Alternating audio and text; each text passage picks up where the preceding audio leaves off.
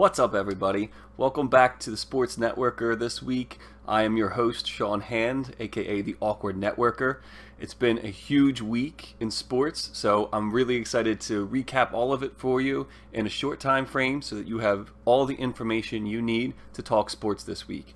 But before I do that, the sports beer of the week is Victory Summer Love. I gotta represent the local beer brewers, and Victory Summer Love is one of my favorites. It's one of those ones where you smell the barbecue, you're in the lawn chair, you got your feet up, you grab a Summer Love.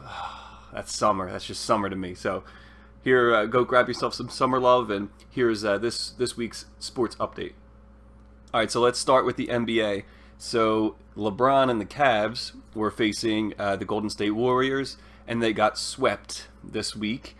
So the Golden State Warriors are the NBA champions for 2018, and LeBron James and the Cleveland Cavaliers have a lot of explaining to do, especially J.R. Smith. If you recall from my last week's episode, they were an abomination. It looked really bad, and now LeBron is, of course, the unfortunate victim that everybody's looking to blame. All of the LeBron versus Michael Jordan comparisons, everybody's coming out of the woodwork, of course. LeBron James, I told you he was going to choke. I knew it, all that stuff. So we'll see over the offseason. It's going to be interesting to see where LeBron James goes from here. He is he is available to switch teams and to find another team to hopefully rebuild with. But looking at the postseason LeBron had, this is the big story. So LeBron, in just this year's postseason, he had 8 40-point games. He had a 51-point game. He had 10 double-doubles, 4 triple-doubles, and 2 game-winning shots, and he got swept in the finals. So it tells you something about the quality of a player he is, but just the inability for him to be on a team right now that's going to carry him and the rest of the team to the finals. NHL news, we had another finals winner this week, and that was the Washington Capitals. They beat the Vegas Golden Knights in the Stanley Cup Finals, 4-1. And that's big news. The fact that the Vegas Golden Knights got to the finals was big news, as you remember from prior episodes.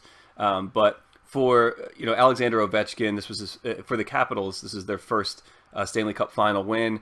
Alexander Ovechkin has long been their strong captain, who's got them through a lot of adversity and got them into a lot of opportunities to win a Stanley Cup, and they weren't able to do it in prior years. So this year's a big year. There's a huge Washington Capitals fan contingent on the East Coast and across the country, I'd imagine. So happy for them. Happy for Alexander Ovechkin. I think he really deserves it. And I think there's a lot of different fan bases that were kind of secretly rooting for Alexander Ovechkin to hoist that Stanley Cup.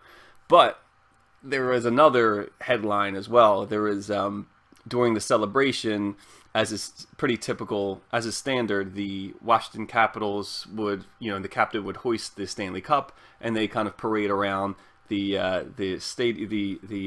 rink, and everybody cheers.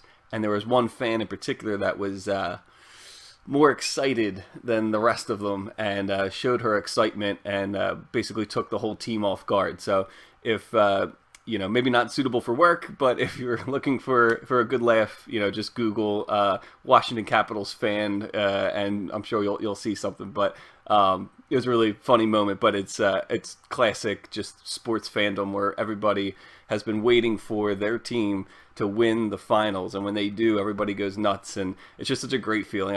I love seeing fans go absolutely insane, and that was a funny moment. And in tennis, Rafael Nadal won the men's title. It was his 11th French Open title, which is absolutely crazy. And in women's singles, an American, Sloane Stephens, lost in the finals. She was ranked 10th in the world. She lost to Simona Halep, who was ranked first in the world. All right, so this week in golf, we had the FedEx St. Jude Classic. Dustin Johnson won that very handedly. His longest drive was 359 yards, which was insane. The longest drive of the week. It's about 159 yards further than my longest drive in history. So it's pretty impressive. So with that win, he just now reclaimed the top spot in the world in the FedEx Cup standings. and that's heading into this week, which is the U.S. Open. The U.S. Open is golf's second major of the season, so it's going to be really fun to watch. Tiger Woods is in the mix. Everybody's in the mix. It's going to be a fun weekend for golf, for sure. And in football, Donald Trump uninvited my Philadelphia Eagles from the White House because too many of the Philadelphia Eagles declined his invitation to the White House. Here's what you really need to know. There's a lot of political conversation in the NFL right now, in football and professional football. And it's something to look out for when you're talking about sports with other people. When you talk about basketball, they'll talk about LeBron James. They'll talk about the finals. When you talk about hockey, they'll talk about their favorite team. They'll talk about the Stanley Cup. But when you talk about football, it's been shrouded in a lot of political controversy right now with players kneeling or protesting the national anthem, and then people from the other side and their opposition to that. The winners not wanting to go to the White House because they don't support Donald Trump. All you need to know is that it's very politically contentious. There are very strong opinions, as is for everything right now. So what you need to know is when you're in these networking settings and you're talking about sports, if you're not good at kind of sidestepping very strong political opinions, do what you can to maybe stay away from football for a little bit, especially if you're not ready for that kind of thing, because it is very politically contentious to the point that I'm actually going to stop talking about it right now because I have no idea what the comments are going to be like. And now the 2018 FIFA World Cup is upon us. It's taking place in Russia this year, and as is customary, I can't wait to don my finest American flag tank top and American flag shorts and go out to the local bars and start screaming at the TV as if I've been following USA men's soccer for the last 4 years. I'll call it football instead of soccer, but unfortunately I won't be doing that this year because USA men's soccer didn't even qualify for the World Cup. So I don't even know what to do with it. I have to wait another 4 years to start yelling at the TV and Googling facts and spitting them and regurgitating them at the bar. So I don't know what I'm going to do. There's two sports that aren't on TV anymore. Baseball is still early in the season. Football is on the off season. And now I don't even have my fallback, the World Cup, to yell at. So I am donning my men's Brazil Ronaldinho jersey that I haggled for in Brazil about 12 years ago. And by haggled for, I mean I negotiated with this gentleman on the street in Rio, and until I got to a fair price, and then my Brazilian friends started yelling at him for 3 minutes until I got it for half of what I was going to pay him for, and I've had it for 12 years, so now is a perfect opportunity to represent the yellow and green, and we'll see what happens. And the sports term of the week is double-double and triple-double. I already used these terms earlier in the episode. You probably hear it all the time. You have no idea what it is, or you think you know what it is. It's a term used in basketball, and it's defined as a performance for a player in which the player accumulates a double-digit number in 3 of the following 5 statistics: points, rebounds, assists, blocks, or steals.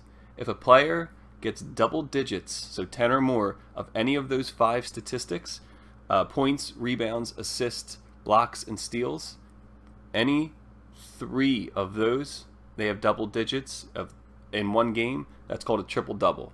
If they have 2 of those 5, it's called a double-double.